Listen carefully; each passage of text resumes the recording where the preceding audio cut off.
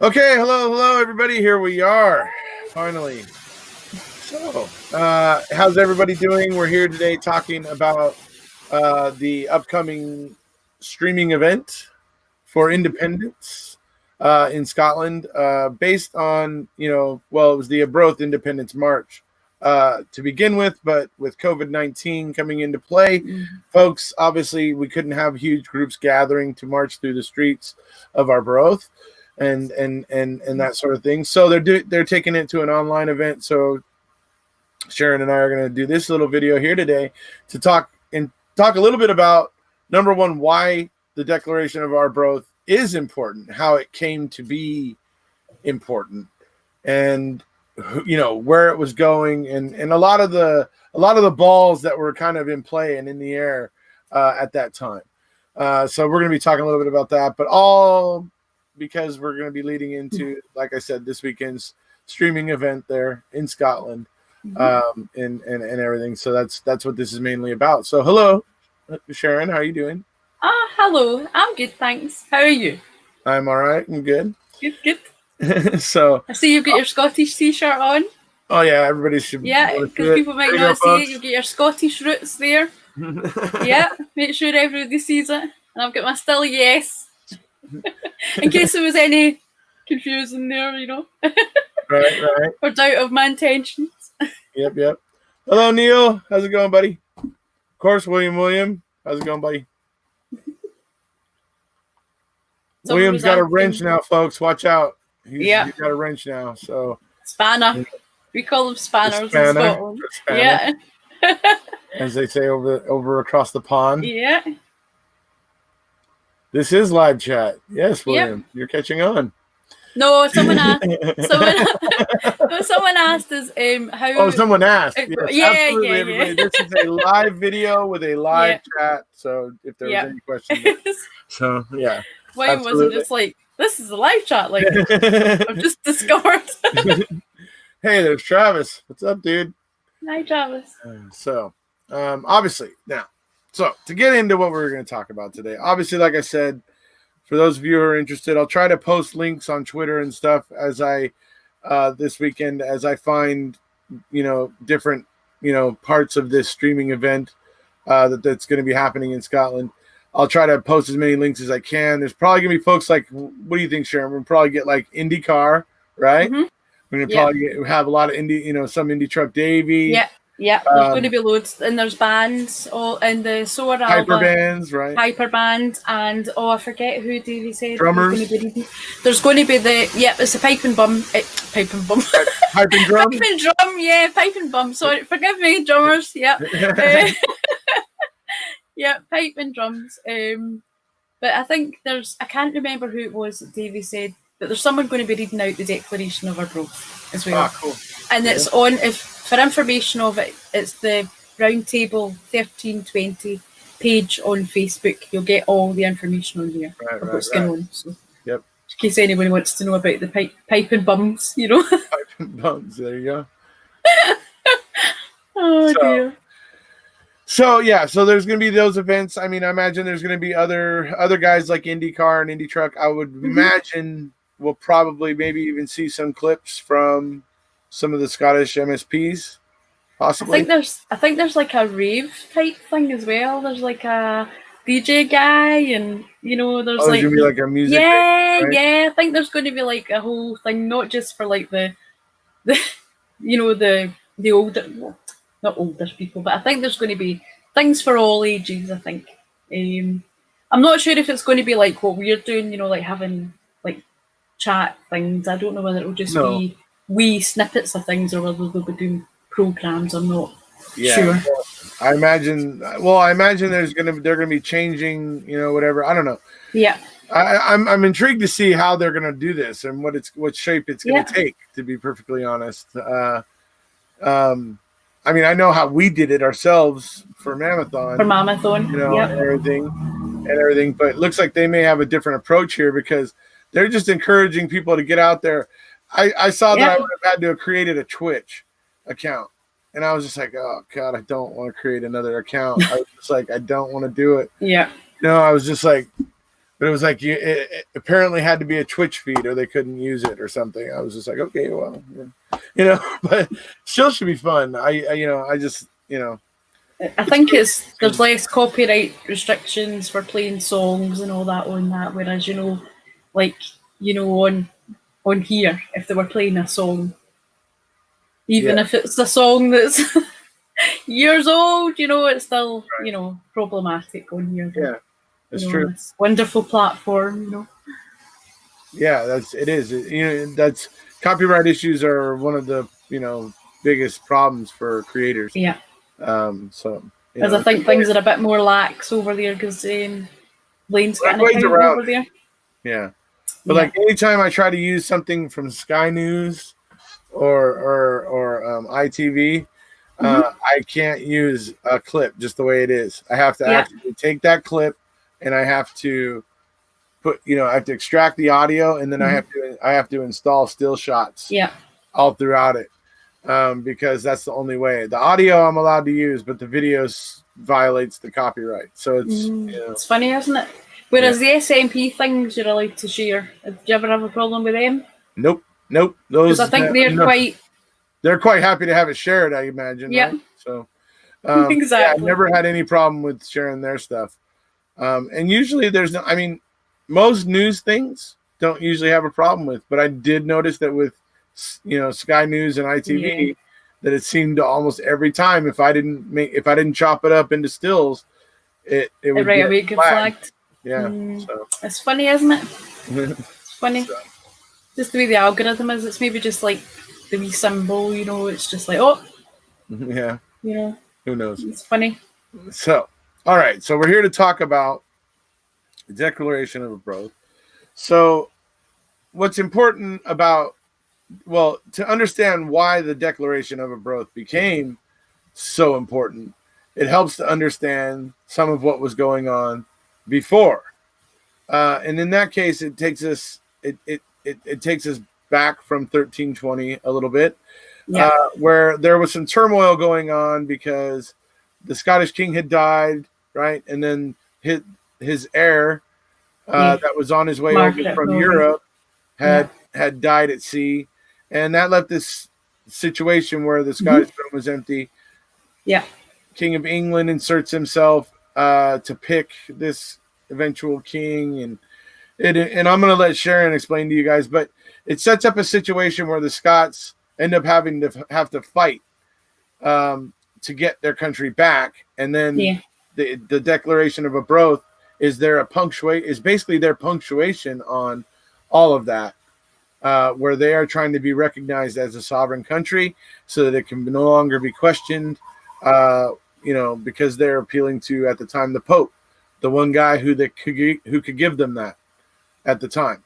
So obviously I'm going to go ahead and let Sharon explain it a little bit of all the lead up of what was going on with the lords and the fact that half of them were in opposition with the other half and the problems that it was creating. So, well, basically, I don't want anybody to think that I'm thinking I'm some sort of history expert or anything, and I might be a wee bit inaccurate, but forgive me, But what I know is that, like you said, it was actually Alexander III that died, and then it was his heir, Margaret of Norway, that died on the way over. Right.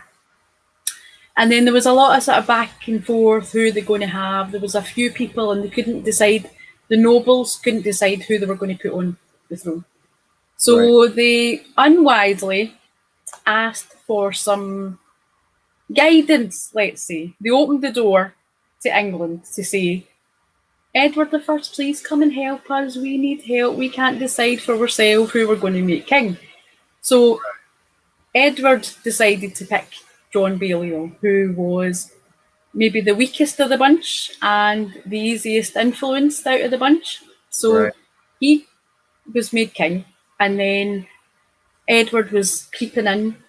He was getting his nobles and he was trying to put his mark on Scotland. So he was really keeping in, right? Then basically the nobles weren't happy about that. And I think it was after about 4 years, he gets sort of exiled out of Scotland. right? Mhm. And then there was a period of 10 years where we had no king at all, right? Right. And that was when Edward the First was like fighting with Scotland, and there was battles, and there was all the William Wallace stuff was getting involved, and that's another whole story that I'll not go into the big story of that, right? Right. So, Right. so basically there was this period of 10 years where we had no king. The the nobles were basically running Scotland, and Edward the First was basically really quite involved. But if you remember, a lot of these families were all married to each other. You know, there would be English relations, and it wasn't like, you know, just someone coming out of nowhere. He was, you know, he was like a relation to previous royals. Right. So basically, he started getting a bit cocky and pushing for a bit too much, and really was just being so brutal and really just trying to make Scotland his. He started to get too greedy about it. Yeah. So a whole lot of things happened. There was backing and forth and battles and everything ensued. But then on the 14th of 1314 was the Battle of Bannockburn, and that was a battle with Robert the Bruce. Uh-huh. So he basically was able to. That was a big battle, and that made him basically get Scotland's freedom back. But he wasn't actually made the king then. He was the king from 1306 because it was. That's right. So he was battling from 1306 to 1314 to try and get Scotland's freedom back. So it was like years and years. This was going on for like a long time. Right. So basically, what happened was the Pope started to get involved, saying you have to try and make peace, right? Mm-hmm. And by this point, Edward the First had died, and it was actually Edward the Second that Robert the Bruce had battled against for the Bannockburn battle, right? Right. So they were saying, go on, try and make peace. Try and make peace. We want you to get on and all the rest of it. Scotland was like, no having it. This has happened too many times. We're supposed to make peace. The next minute they'd made war. So, and time again, the Pope had actually told England to stand down and stop what it was doing to Scotland because they knew it was not on, right? So Scotland said they weren't going to try and make a peace with them. So we were being stubborn, and standing up for the lot of people that had died. Because I mean, they were coming in, and it's just the same as the Westminster stuff. They were stealing all our stuff, you know, being the ruin of our country. So basically, the Pope decided to excommunicate the King, Robert the Bruce, and a couple of the nobles, right? Yep. So this is what prompted the Declaration of Arbroath. This is what prompted the nobles and the barons.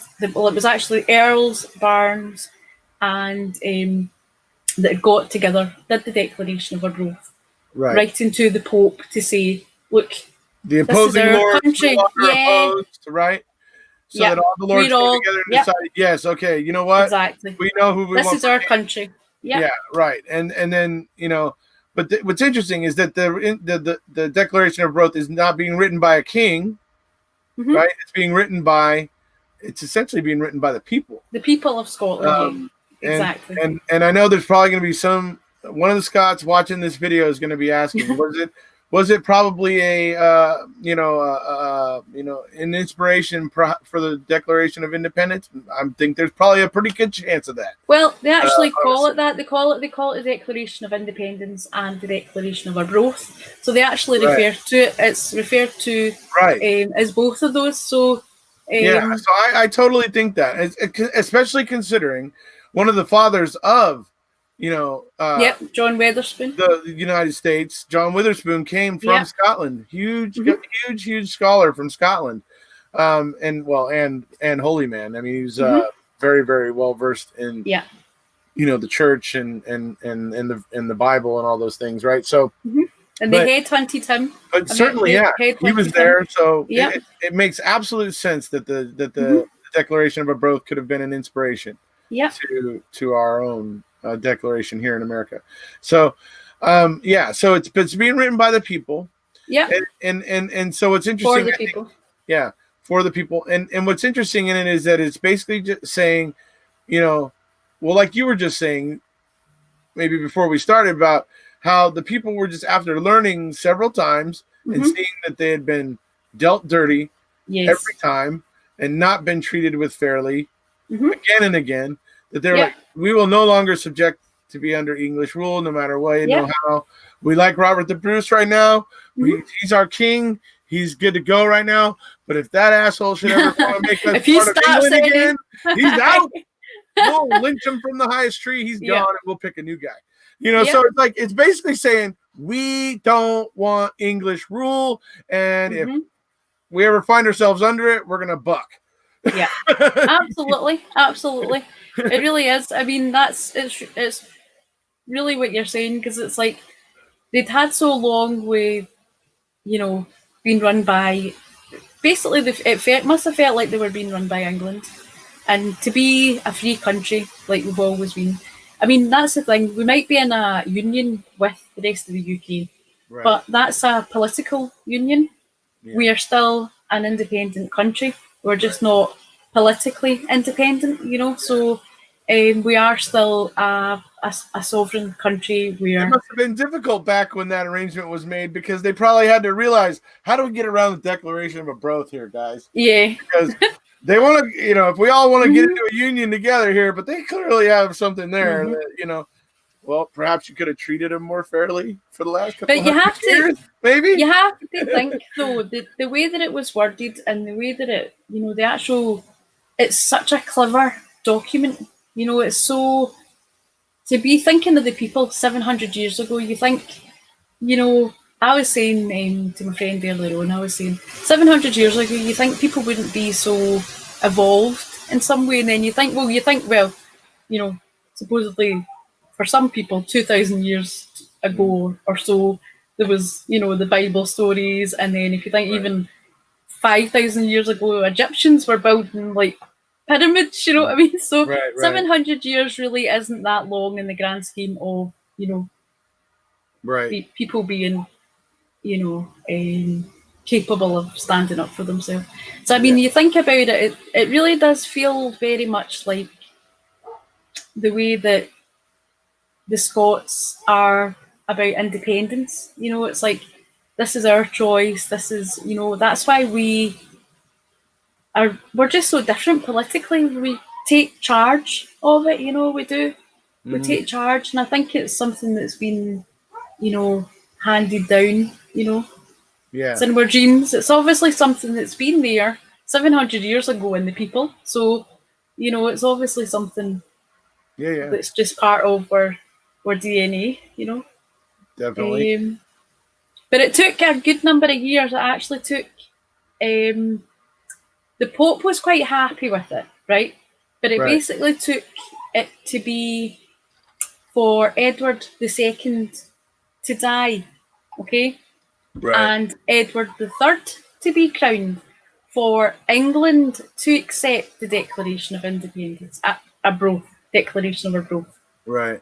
So it wasn't until 1328 that England says, oh, all right, okay, well, we'll accept it if we have to, I'm sure they were delighted to accept it, So, and that obviously put Robert the Bruce back in. How old was Edward III when he came to the throne? That I can't remember either. No, I can't remember. But I'm wondering if he was a kid.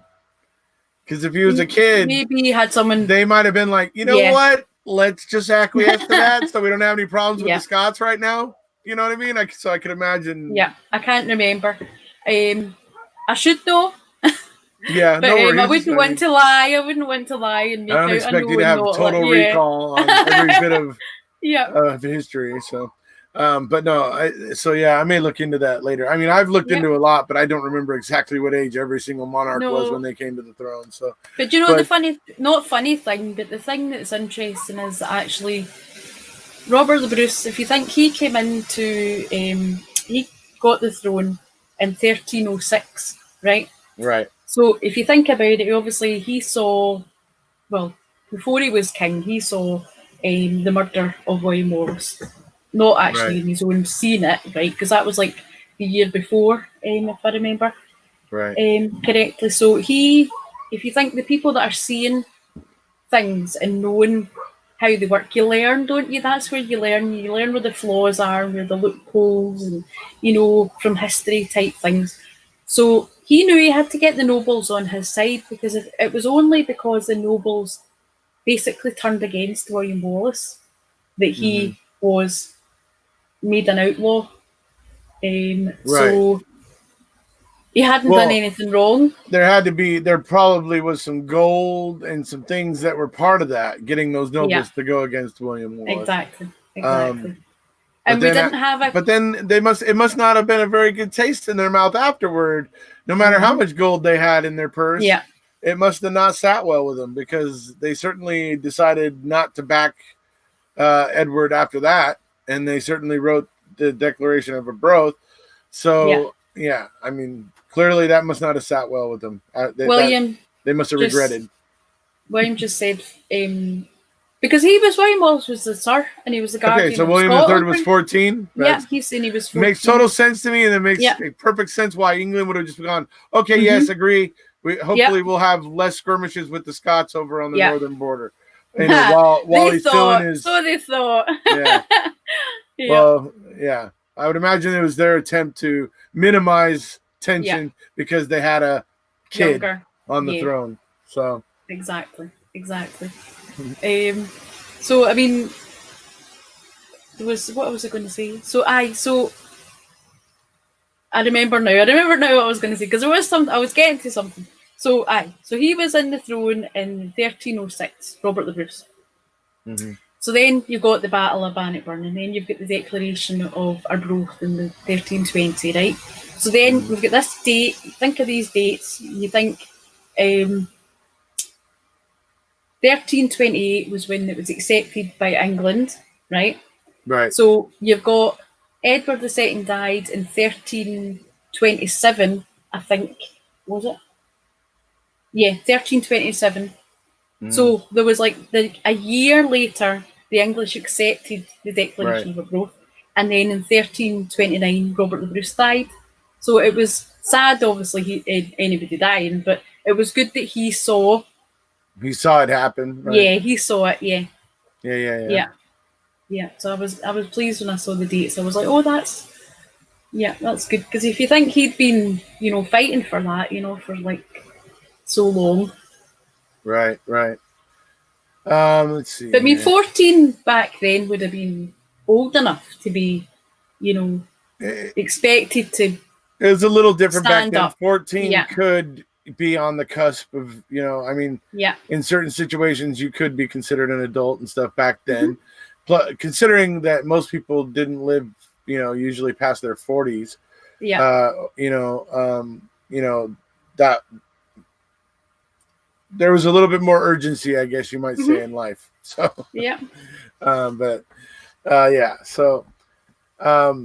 Travis says Ed the Third was a teen as well. So like actually, the document was meant to be on display for the 700-year anniversary. So it's a shame that it's not. Because obviously everything's closed. Yeah, everything's closed. Can't have people gathering around the Declaration of Arbroath during COVID-19 protocol times. So it's one of Scotland's most famous state documents in history. So it's pretty amazing that it's lasted that long. Yeah. It'd be interesting to see if England still has their copy. I'm pretty sure the Vatican. I'm pretty sure the Vatican. Dartboard. I'm pretty sure the Vatican probably still has their copy. Well, that's the thing. They've never admitted to actually having a copy. I thought 3 years later. Didn't they respond to it 3 years later? Yeah, no. I mean, sorry, that sounds misleading. I mean, they've never said they've got a copy. As in now, they don't. say they've got a copy. But yes, obviously they did have a copy then. They received the copy then. Okay. Well, I know how they are with record keeping, and I know the vaults of the Vatican are deep, and so I'm sure any major document from a country like that about something important like that would have been held on to, I'm sure. So anyway, because apparently there was quite a bit of the Pope was quite favourable to Scotland, because Edward, the Edwards, let's say, were tyrants, and much like the way the British Empire was trying to take over and did take over so much of the world, that was just basically like the way the Edwards were, Edward first and second, just wanting to eat up everything, and well, because they were the sons of Henry, what's his name? That came over from Normandy, right? Wasn't Edward the First the son of him? Actually, I've got a wee book here. I think it was, and I think that's why they were so brutal, because they were building all these French, fortresses. Henry the Third. Would it be Henry the Third? You mean Henry the Third? Henry Bolingbroke. There you go, Bolingbroke, and he was a Henry of Normandy, right? Yeah. Because that's where he came from. He was in Normandy, but then he came across and he won. He defeated. Forget, was it? He defeated the current king and became king. So the Edwards were essentially ruling like French kings. And they were building a lot of fortresses, and that's why it became so brutal. Mm-hmm. So that's as you were commenting on the brutality of it, that came back. So. Because if I remember right, now this is just off, I might be wrong, but if I remember right, the Scots and the French made a pact for fighting against the English. That it was basically like, if the English invade you, we'll come over and help, and vice versa. Right. But then obviously, like any of these things, someone gets married and they end up changing their mind and their alliances, Neil said the one in Edinburgh is the only surviving copy, he says.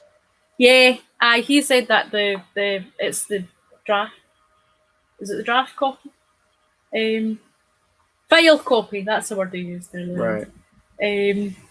But yeah, I mean, but like I say, and like you say, the Vatican might have one, but they're just not, letting on. They've got so much in there, Well, somebody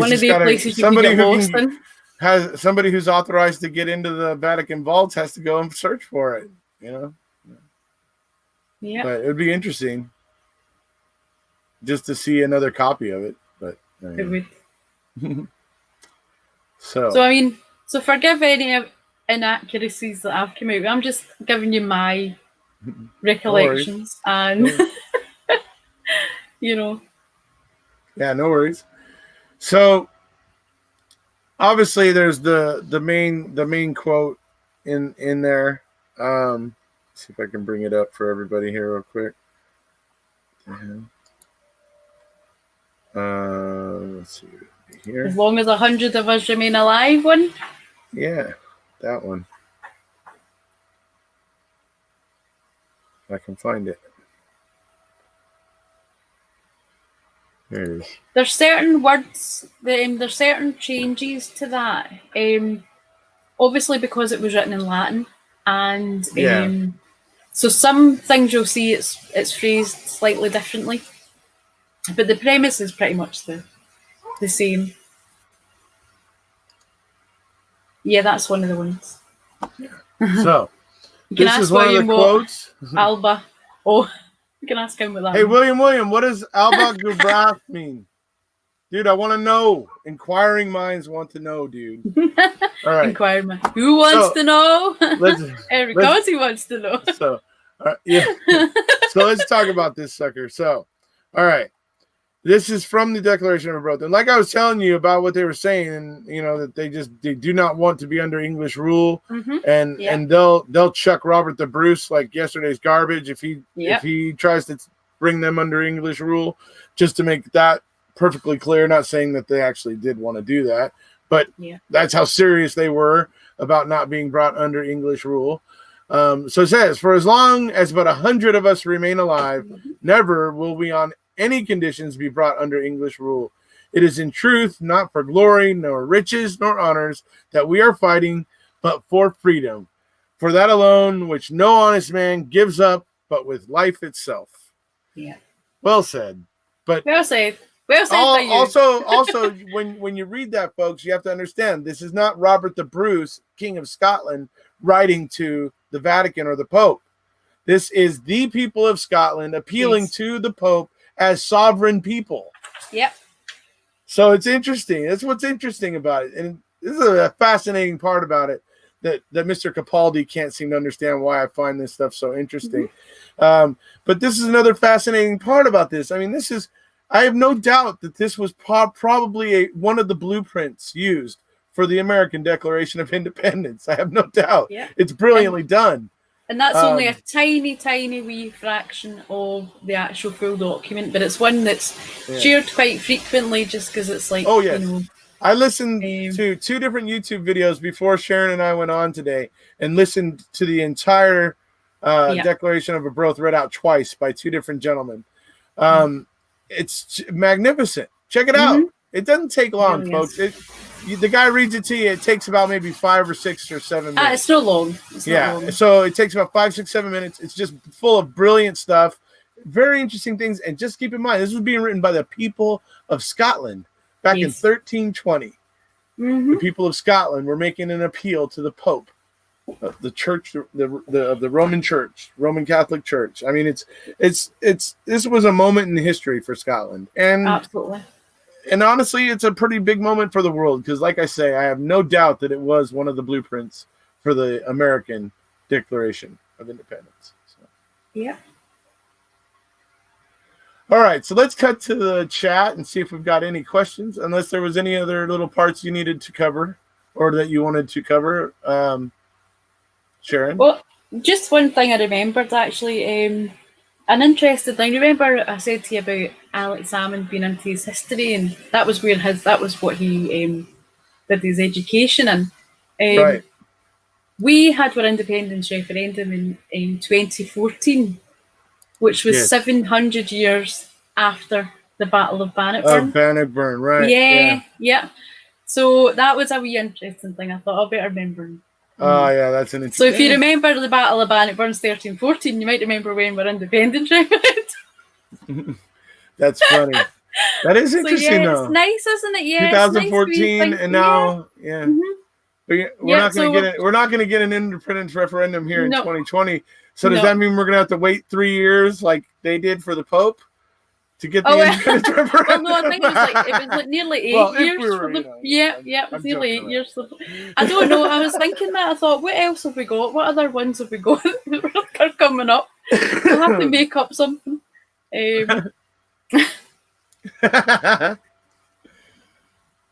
See, never mind. ACDC, okay. See, anybody have any serious questions about the Declaration of Arbroath?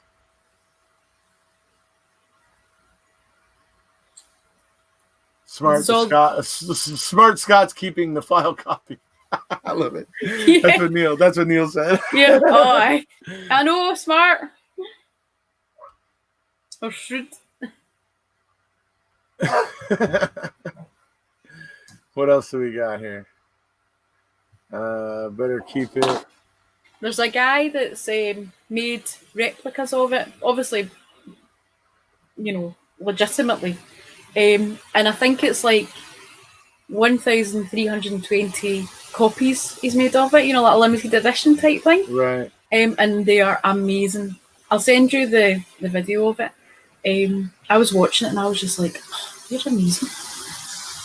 Right. But you think even the 50 seals that was on it, because it was like I say, the 10 earls and the 40 barons. It sounds funny when I say that, barons. All the different seals on it at the bottom. I think there's, There's not a huge amount of seals left. Right. So But it's pretty William, amazing. I gotta say, I gotta imagine if anybody in Scotland, I gotta imagine there'd be a lot of people. If they saw somebody trying to wipe their backside with the Declaration of Arbroath, William. they would probably end up in a not It'd be too scratchy. cozy fate. It'd be scratchy. Yeah, it might be a little. There's those beads at the bottom. I don't know. Those might, Wax. It's wax seals. they look like beads because the way they Yeah. put little ribbons. Somebody put a lot of work into that damn thing. Yeah. I'll tell you that. And just think of it. It was all that was only one of the copies. They'd obviously put a lot of work in. Yeah. You know. See, I thought Ed III had to raise an army to overthrow his mom. You know, Ed, that may be true because she may have gotten out of hand while she was regent. That I recall that might be. Oh, William's finally going to answer. Arbroath means Scotland forever. Thanks, William. It's said as an allegiance to Scotland. So there you go. And I imagine it's Gaelic.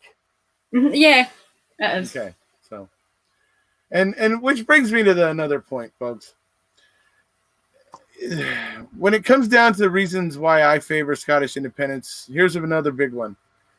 I recently saw about a month ago actual politicians in Westminster who were actually putting on a campaign to suggest the fact that many Scots, or a great number of Scots, can actually speak Gaelic, the language in Scotland prior to the English coming in and beating English into their heads. The fact that some people can actually speak Gaelic, and they were trying to say that it actually makes the Scots dumber.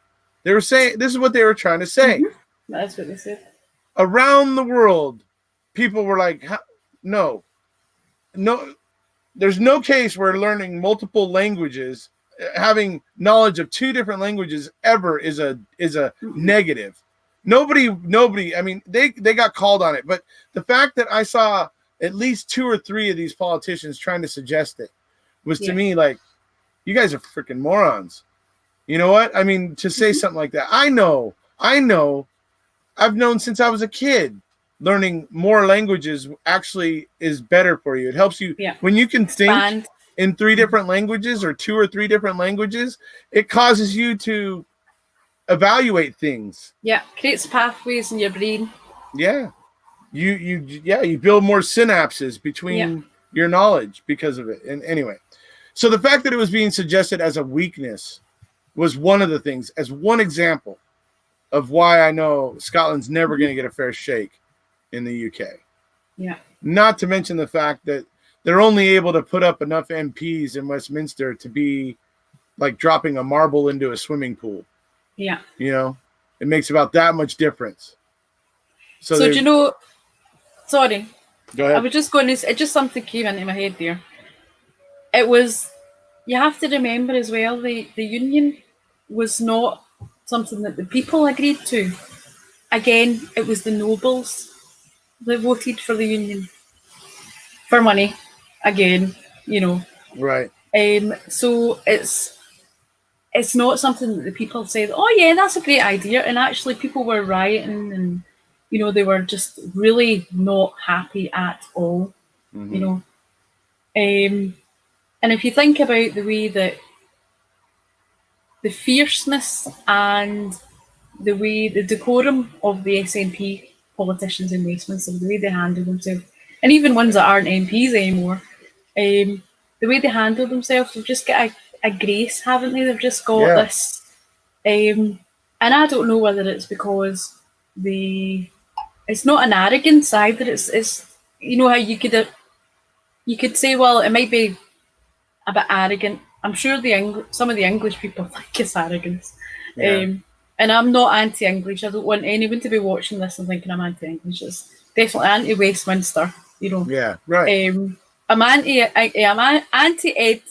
Edward the First and second and probably subsequent ones, but that's that's different. I'm not against anyone that's alive now. No, When it comes to the normal people in England, obviously there's much love between the people of Scotland and the people of England.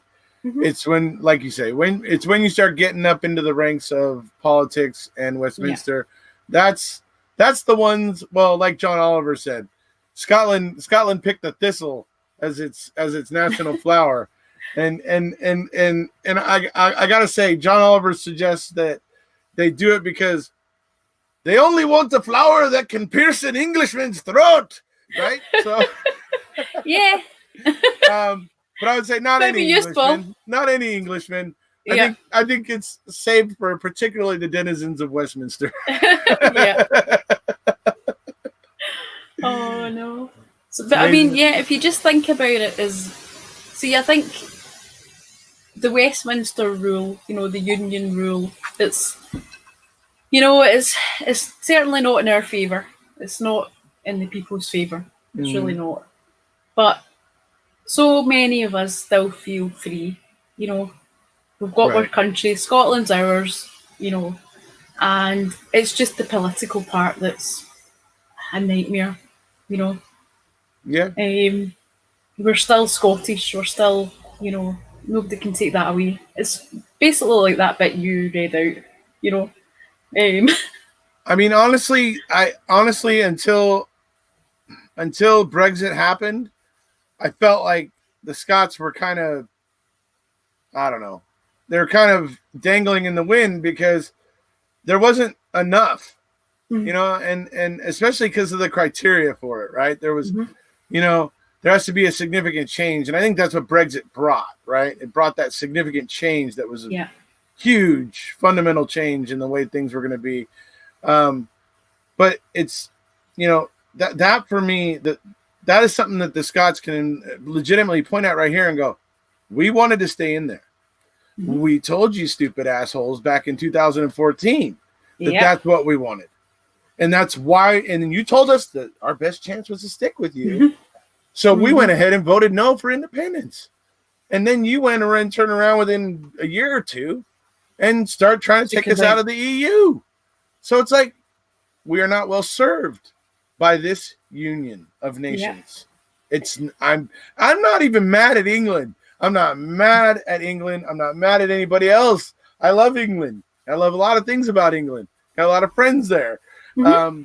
But this is not about that. This is about Scotland is going one way. Scotland has a certain set of principles and sensibilities that they're kind of proceeding on. And England, and perhaps Wales and Northern Ireland, but maybe not. I don't know. But England certainly has a rather different set of principles and that sort of thing that they're progressing on. And it's just moving in different directions. It's just the way it is. It's not about, oh, screw them, they're bad, they're evil. We all know politicians are, questionable. We were always in different directions. Well, if you think about it, 700 years ago, look how far away we were then, So we were always in different directions. I mean, the union was basically just for financial reasons, It didn't mean that we were like going to be a big cozy family, like the way they came up and said, we're a family of nations and, all that kind of schmoozes. Love bombing that's what they were calling it in the media.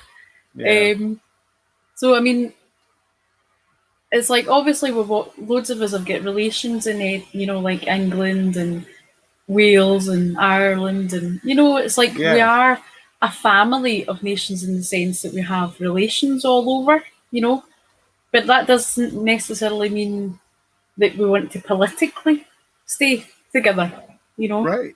It's like we want to make our own decisions. And I think looking at the way the Scottish government handle things, it's just, they're light years ahead, the way they just think for the people. They're just light years ahead. I'm not thinking of their money. Right. Well, they certainly seem to be putting the people first. They do. It seems like Nicola has been dragging Boris along unwillingly. Yeah. Like she's been wanting to go there immediately, and she's just been having to wait while he was dragging his feet. Yeah. So, I mean, the SNP is clearly thinking about the people. I think that's going to resonate with the people over this next 6 months or so when we're dealing with COVID-19. I think people are going to begin to see this, and they're going to start to wonder. They're going to start to see: are my politicians worried about me and my my family and the people that I in my community, or are they worried about fattening their own pockets? Because like what I see over here right now in the U.S., we just had senators vote themselves a raise. I mean, like it's just like, excuse me, is it the time for that? You guys, really? I mean, you make more than most Americans. Was this the time for that? Of voting yourself a raise right now? So it's like, this is where people are going to make their decisions about who they want as their leaders after COVID-19 passes. And so Scotland's going to be right there right now. And they're going to be watching what's going on. And, as this thing's heating up, if those incubators don't start rolling in quick, Boris and the Tories are headed for a huge face plant. I mean, think 30. That was all they managed to accrue. 30 ventilators. And that's like this big order that they've been waiting for.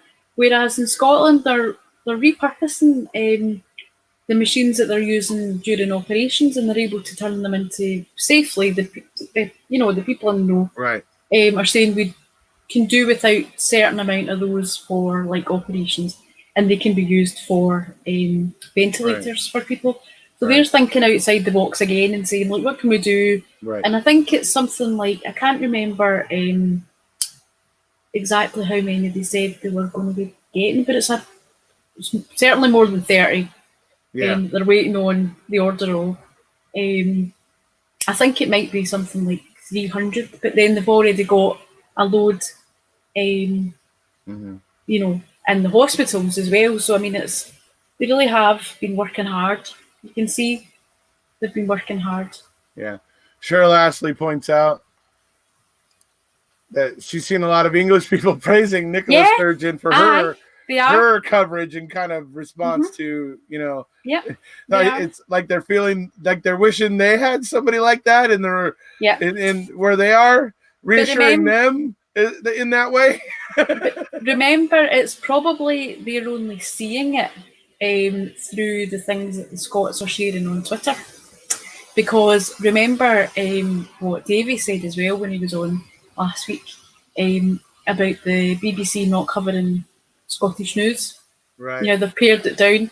They're only showing English news. They're calling it UK news. But the minute Nicola Sturgeon's face appears on anything, it's like cut to the weather or something like that, or like it's like the amount of people are saying we can't get hearing what the First Minister's saying, because the minute she's about to say something good, they cut it off and put something else on.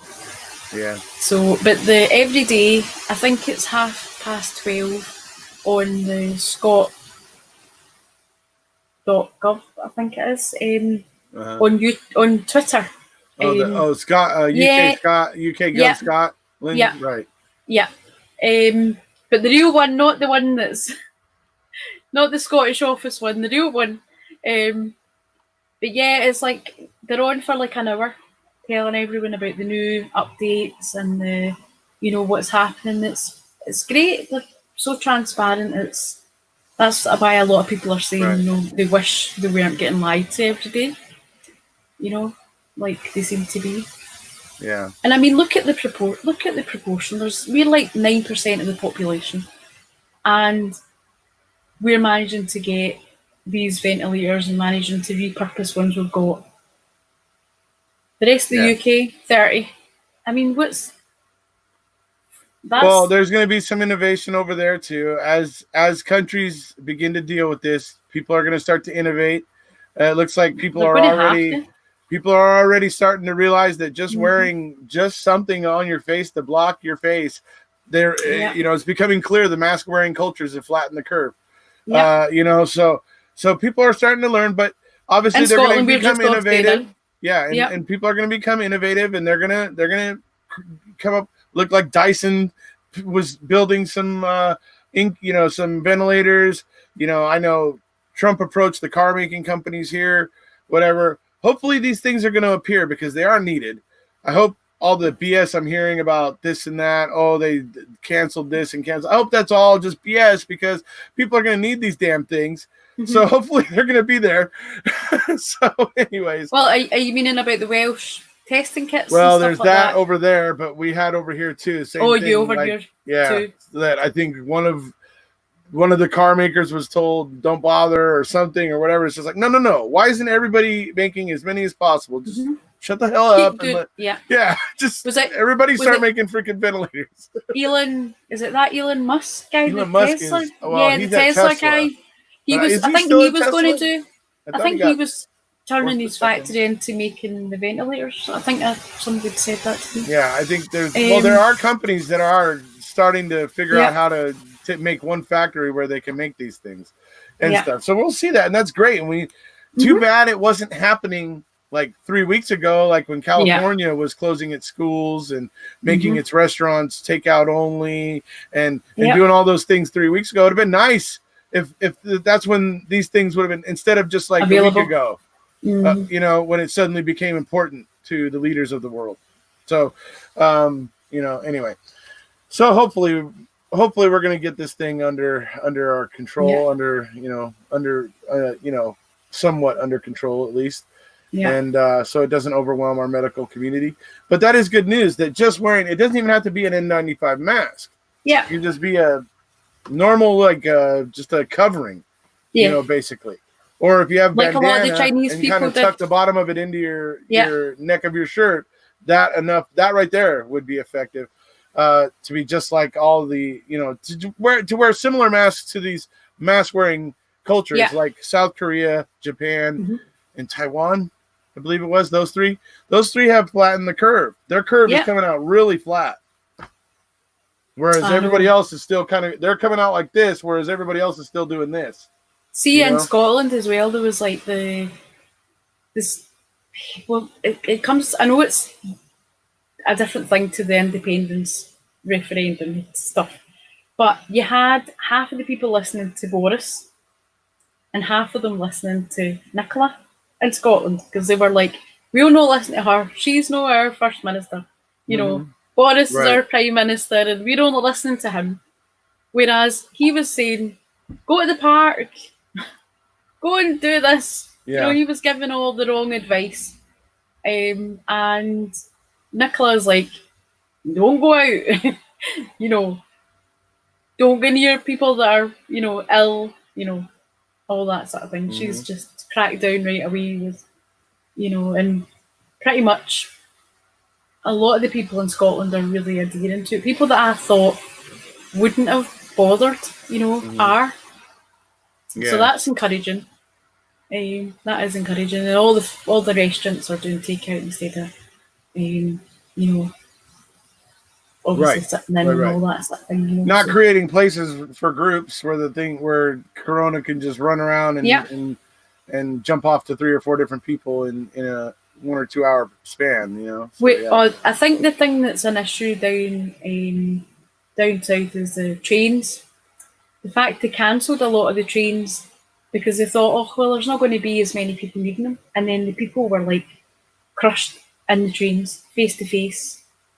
And you just think, did you not even listen to like Boris saying, the Prime Minister, should give him his real title, the Prime Minister, listen to him saying, social distancing and all that sort of thing. It's like, I don't know. It's like when you see the footage and they're still doing it. They're going the train. It's like they're thinking, I need to get to work is more of a priority than standing next.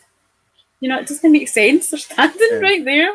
Yeah. And then they'll get off the train and they're like, make sure you're 2 meters away from me. Right. Right.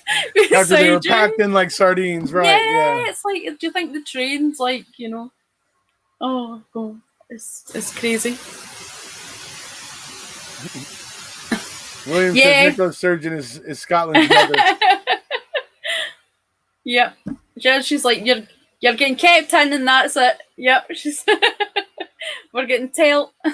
Yeah. See, I was saying earlier on, it would be, I would love to hear a Glaswegian version of the Declaration of Arbroath. I think it would be really funny, because I know a Scottish version, obviously, a Scottish person saying it'll be,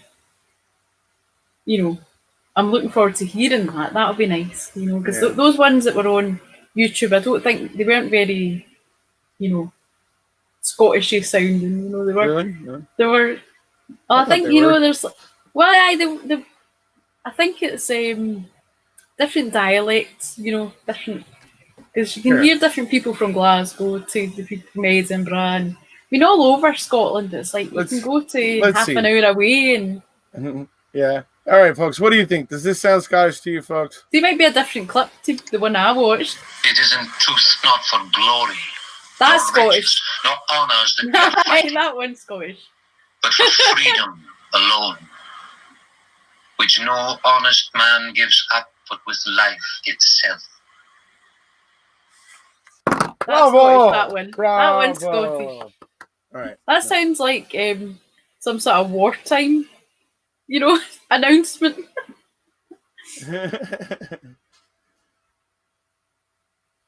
My town, 2 idiot girls running about the center of town licking windows. Oh.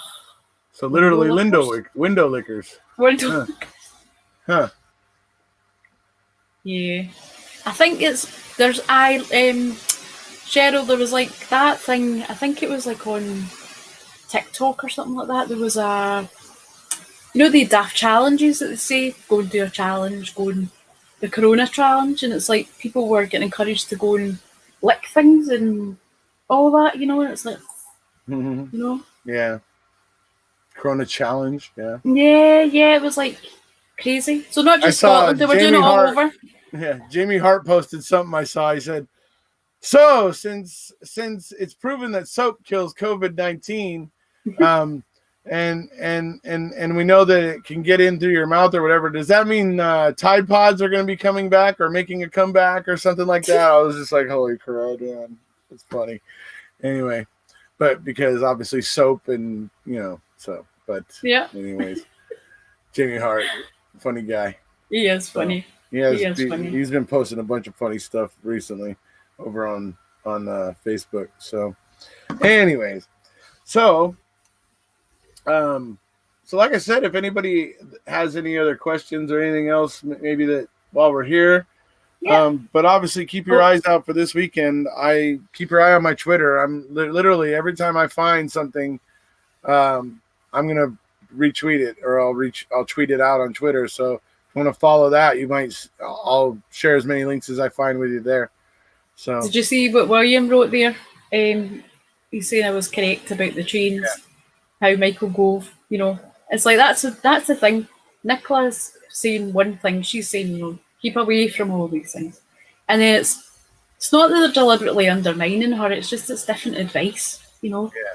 And I don't know, it's careless, it's reckless.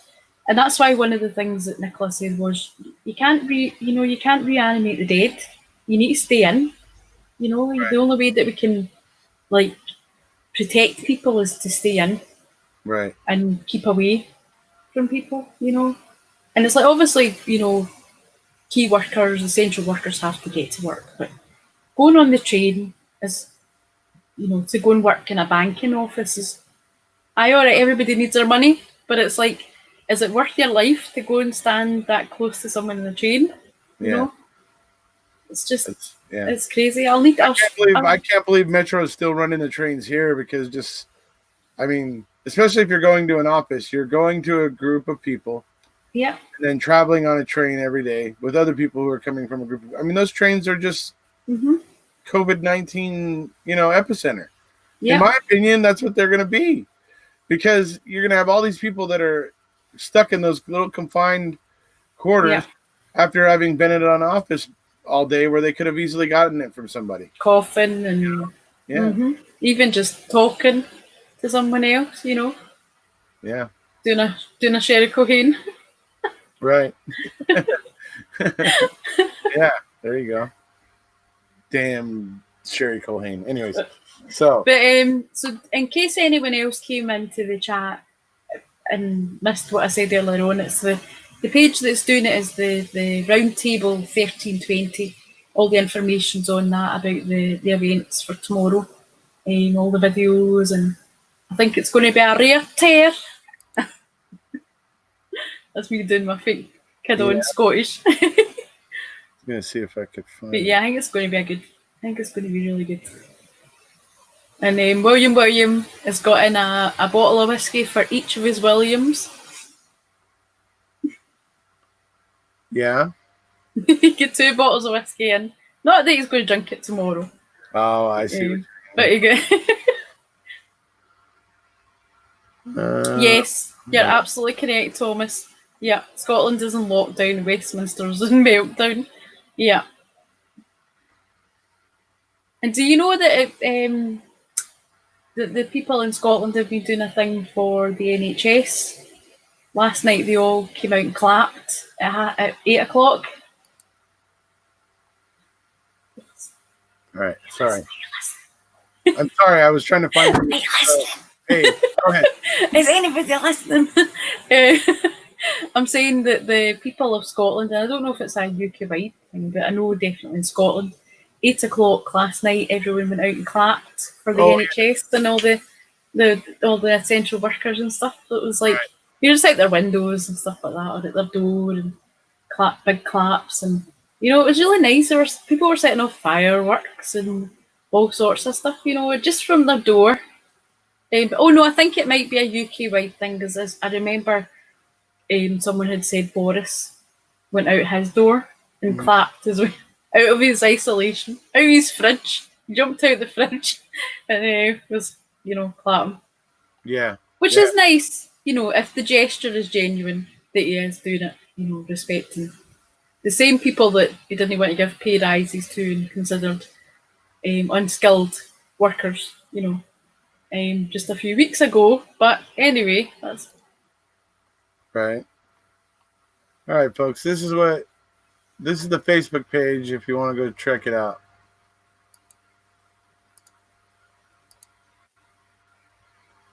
So that's what it looks like. The Round Table 1320. Yep.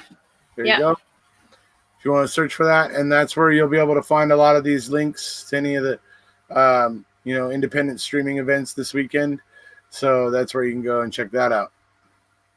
And anybody from the UK, it looks like Blockbuster. Do you remember that programme that used to be on? That's what it reminds me of. There was a game show called Blockbuster, and the same, the pattern like that. Yeah. They used to say, "Can I get a P, please, Bob?" They had to ask for letters, and people used to always ask for a P, and it was always funny. That was something we always laughed at, Right. Yeah, I saw a Batchy comment about it, because he said he was sitting there doing whatever, and suddenly he heard a bunch of people outside like clapping. Yeah. And all he saw was like 2 Neds walking down the street, so he was wondering if they had done something extraordinary and everything. So, anyways, but yeah. So I heard about that. So. Oh, yep. In Scotland, they asked pipers to go out too. Yeah. You'd think that would be a bad idea, getting them to blow. Blow their, but it's like, Hey, dude, the thing is you could have, with the bagpipes as loud as they are, you could have those guys stand about a half a mile apart. It's going to still be all right. I think the blow factor, though, would still be good. Because you have to really, Yeah. Because my mum played the bagpipes years ago, but she had to give it up because she kept getting nosebleeds. Oh, wow. Because it really is, Right. Creates a lot of pressure. Yeah. Yeah. I know. I had an uncle who used to play them, and he had to stop because of his asthma. Yeah. Eventually, he just had trouble keeping the pressure to do it. Because it's like, you have to do the face. But we were we were watching the thing today. What's it called?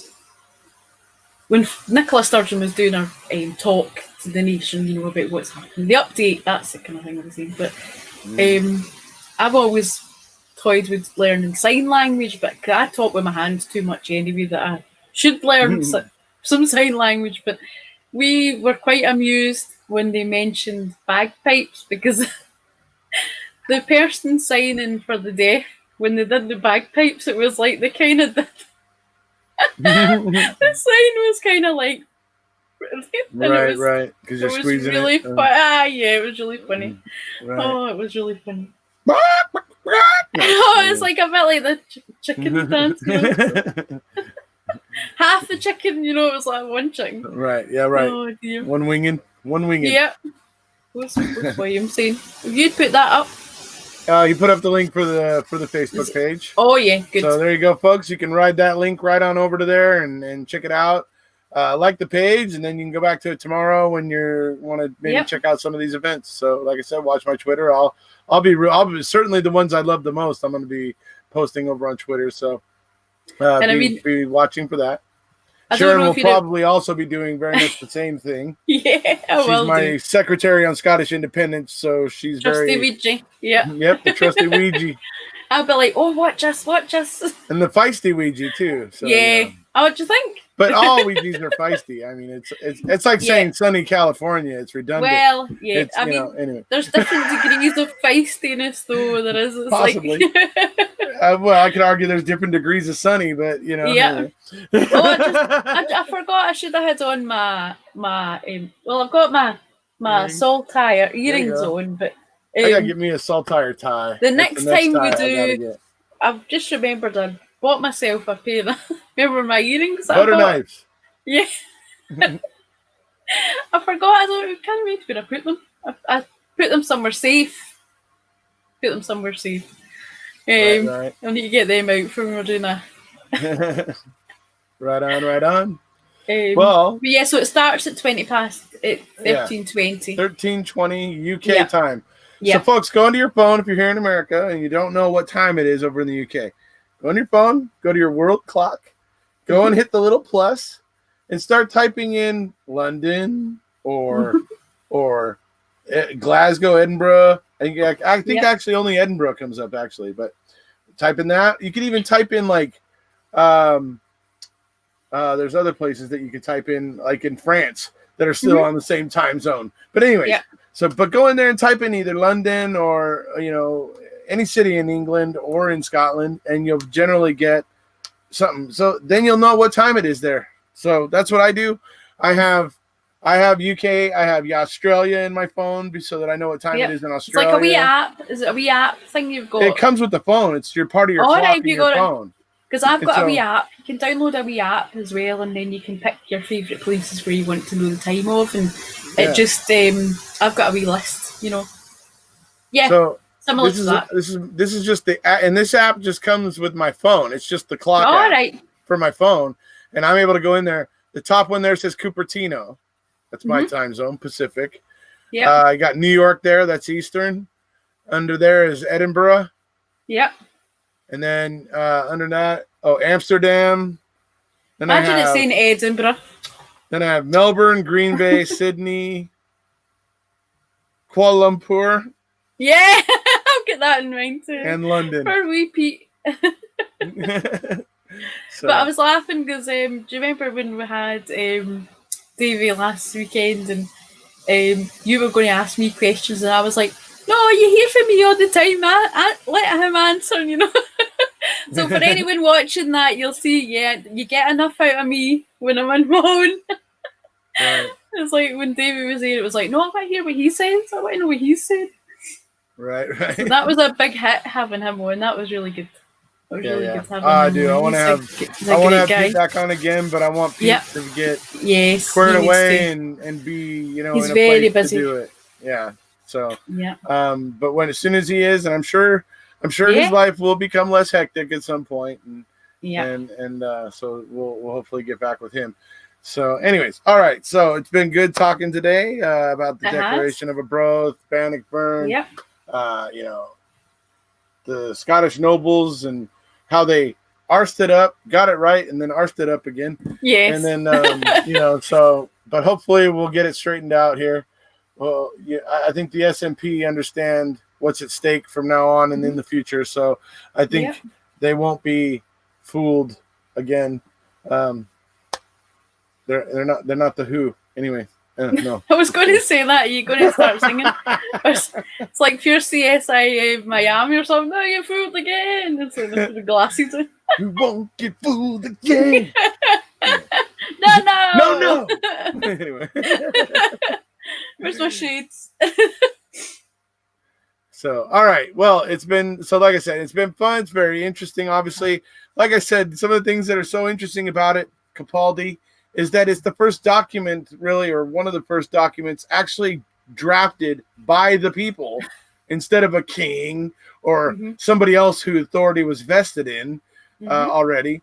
That it's the people pleading and appealing to the Pope to recognize them as sovereign.